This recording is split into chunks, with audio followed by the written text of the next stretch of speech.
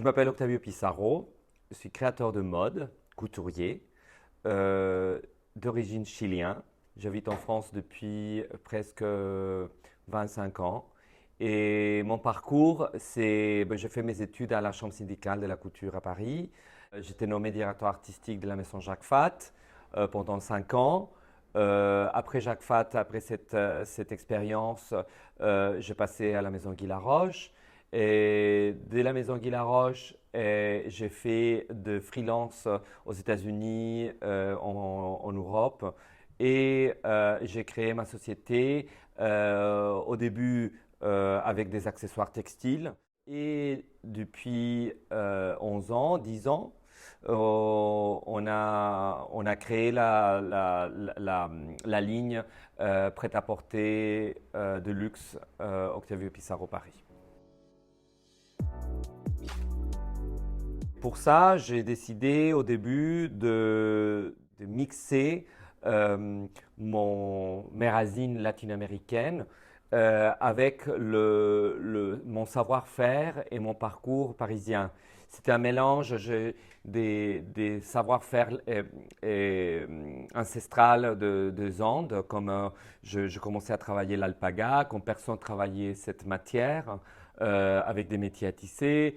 Après, je suis allé au Pérou, j'ai trouvé des fournisseurs, des artisans qui travaillaient aussi le coton pima péruvien et l'alpaga péruvien, mais toujours dans un mélange très moderne et très contemporain, et pour qu'une femme comme une femme parisienne puisse l'utiliser. Et dans cette optique, cette image a commencé à bouger, en fait, à grandir avec des autres points d'intérêt que j'ai, comme c'est l'architecture, l'art cinétique, la géométrie, euh, euh, le travail de noir. Bien sûr que Yves Saint-Laurent a été une base pour moi parce que déjà cette femme est extrêmement française que lui il a créée, que lui il a pu sublimer. Pour moi, ça a été quand même quelque chose de très fort dans mes débuts. Je suis aussi dans la même génération de Alexander McQueen, cette idée des vêtements qui sont des lignes très géométriques et très claires, mais très forts en même temps.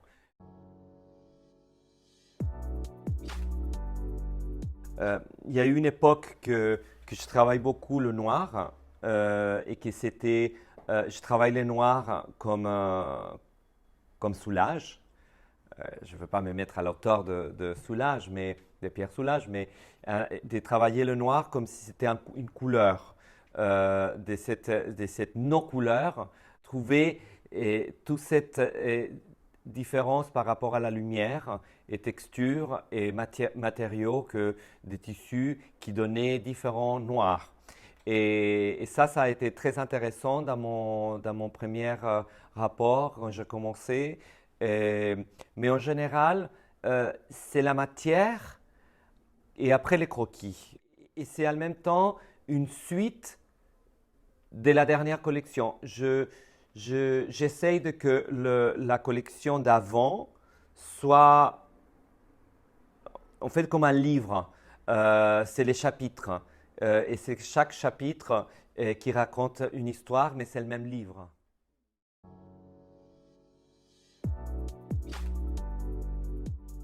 Ça dépend parce que je suis un homme d'extrême.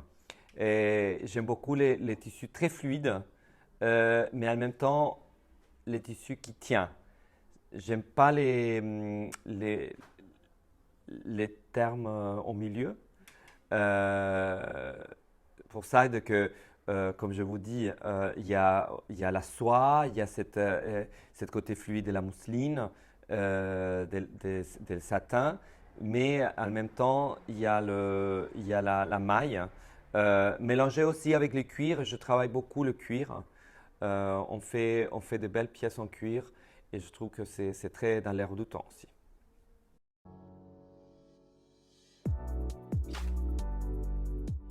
J'essaye de ne pas me fixer par rapport aux tendances.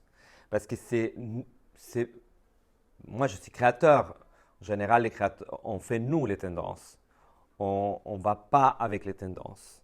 Ce n'est pas la peine. Mes clientes ne cherchent pas quelque chose qu'ils vont trouver ailleurs. Ils vont venir me voir par rapport à mon langage et c'est moi qui est en train de proposer. C'est toujours le même fil conducteur. C'est une femme forte d'esprit, une femme sensuelle et pas sexuelle. C'est une femme qui a de la personnalité, qui est assumée. Et c'est ça ma clientèle. Parce que ce n'est pas une femme qui a un âge. J'ai des clientes qui ont 30 ans et comme des clientes aussi qui ont 80 ans. C'est un esprit. La femme Pissarro. C'est pas un âge. Et c'est une femme aussi qui ne suit pas les tendances en général, 100% de la mode. C'est une femme qui vient me voir parce que je propose quelque chose de différent. Pour moi, ça a été important et c'est important parce que la sensualité, et que je l'ai déjà dit, ma cliente c'est une femme sensuelle et pas sexuelle. Et c'est une de mes atouts, on dit, dans mes créations, dans ma façon de voir la mode. C'est ça que la femme cherche, je pense. C'est donner cette sensualité dans la matière, dans la coupe, dans le travail de transparence, non-transparence, dans le volume. Et pour moi, ça a été quelque chose d'important de le recevoir parce que ça veut dire que cette idée que j'ai de la sensualité, c'est acquis. Je suis dans la bonne voie.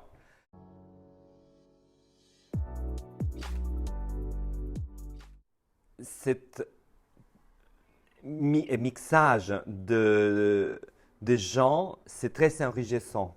Ce n'est pas seulement des gens de la mode qui choisissent, qui sont dans qui sont décidés. Sinon, ce sont des gens qui sont en dehors de la mode, dans le luxe, mais pas seulement dans les vêtements, sinon dans des différents acteurs. C'est intéressant, cette mélange des savoir-faire pour décider qui va avoir le prix.